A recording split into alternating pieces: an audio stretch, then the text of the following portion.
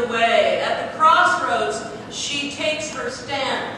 Beside the gates in front of the town, at the entrance of the portals, she cries out, "To you, O people, I call and cry. My cry is to all that live." Ages ago, I was set up at the first before the beginning of the earth. When there were no depths, I was brought forth. When there were no springs abounding with water, before the mountains had been shaped, before the hills, I was brought forth. When he had not yet made earth and fields or the world's first bits of soil.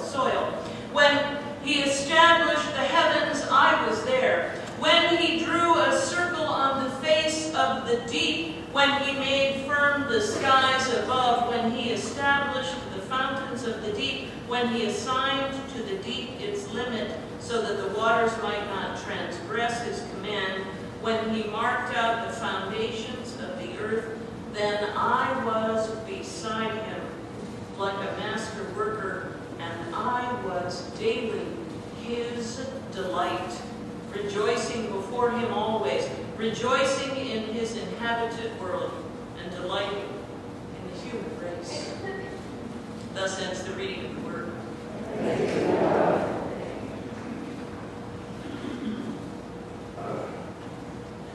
I promised you last week that I wouldn't stuff all of the sermons from the Festival of Homiletics into one Sunday, that I'd spread them out. Well, in her sermon on the Holy Spirit at the Festival of Homiletics, Barbara Lundblad challenged all of us with the affirmations of faith that we proclaim each week. I learned quite recently that many churches do not include an affirmation of faith in their worship. But we have gotten so used to it being a part of our worship that we don't even perhaps give it a second thought.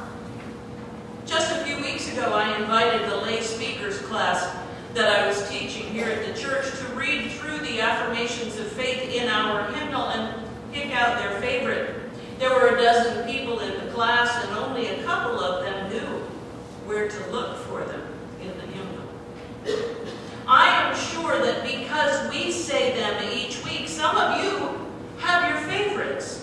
And I know, too, that some of you take issue, for instance, with the Apostles' Creed, whether it be the Nicene version of the Creed, or the traditional version of the Creed, or the ecumenical version of the Creed. And if you want to know what I'm talking about, open your hymnal to 880, 881, and 882.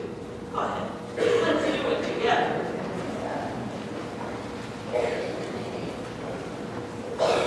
It's so much more fun to have a visual, don't you think?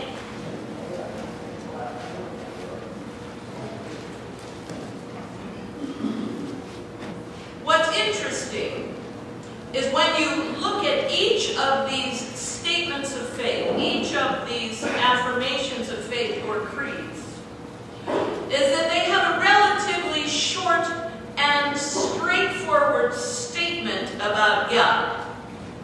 The Nicene Creed devotes 21 words to the belief statement about God. Now, the ecumenical and the traditional version only feel it necessary to have 12 words to talk about belief in God. Now, they give rather more attention to Jesus, the second part of the Trinity. The Nicene Creed devotes 129 words. The traditional Apostles' Creed is 64 words, and the ecumenical version is 67 words about Jesus. The Nicene Creed devotes about 37 words to the third part of the Trinity, the Holy Spirit, and the others, well, they mention the Holy Spirit once as the conceiver of Jesus, and in the I believe statement it is, I believe in the Holy Spirit. 6 words. 6 words devoted to the third part of the Trinity. The purpose of these creeds initially were to formulate a comprehensive statement that people could recite in order to be initiated into the Church Universal, the Church Catholic.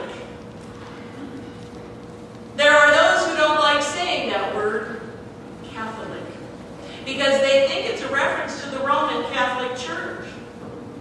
The word Catholic is from the Greek word Catholic, which means universal. The Roman Church, along with the Orthodox Church, Orthodox meaning correct believing church, trace their origins back to the apostles, maintaining that their legitimacy is contained within the apostolic succession, that is, the electricity from the apostles. Kind of like everybody wanted to touch Elvis, or have a piece of his clothing. You get, somehow you have the electricity of Elvis. It's the same thing. Apostolic succession is electricity. The Eastern Church, the Greek Church, and the Western Church, the Roman Church, split apart over the wording of these creeds that are before you, which will explain why the section about Jesus in the Nicene Creed is 129 words long.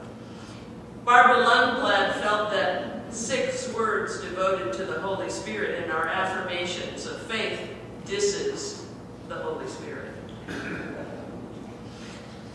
The Holy Spirit isn't in third place.